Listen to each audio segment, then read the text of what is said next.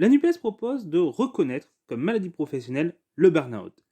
En effet, cette maladie n'est pas reconnue et elle est donc peu prise en charge.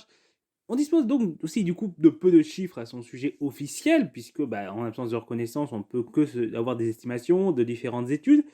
Mais les quelques chiffres dont on dispose sont quand même assez alarmants sur cette maladie, puisque cette maladie qui n'est pas reconnue officiellement en France, mais elle est quand même par l'OMS, l'Organisation mondiale de la santé, et les études montrent qu'il y aura actuellement 2,5 millions de salariés en état de burn-out, notamment suite aux effets de la crise sanitaire, qui ont accentué cette situation, notamment avec de plus en plus de salariés en situation de détresse psychologique vis-à-vis de leur travail. Cette situation touche notamment certaines catégories professionnelles, les jeunes, les femmes, les managers également, qui sont sous pression, puisqu'ils sont jugés comme responsables des résultats de leur entreprise. Ce burn-out entraîne des angoisses, des appréhensions, de la tristesse, des douleurs, ils peuvent se provoquer différentes douleurs, des maux de tête, des troubles du sommeil également, des vertiges, et ça peut entraîner un isolement, un repli sur soi. Donc il ne s'agit pas de quelque chose d'anodin, d'un petit mal-être, c'est une véritable souffrance avec des symptômes réels qui doivent être pris en compte, qui doivent être pris en charge avec des arrêts de travail, avec des soins pris en charge, remboursés, et avec une réforme du fonctionnement du monde du travail pour tenter de lutter contre cette maladie.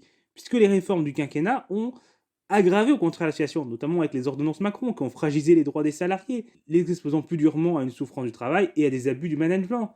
Ils sont plus facilement licenciables, la peur du chômage est donc plus forte, et en plus les instances de représentation des salariés et de surveillance de leur santé ont été fragilisées. Donc forcément, dans cette situation, le burn-out n'a plus que progressé. Donc il est temps de mener une nouvelle politique pour faire reculer cette maladie, ce fléau méconnu.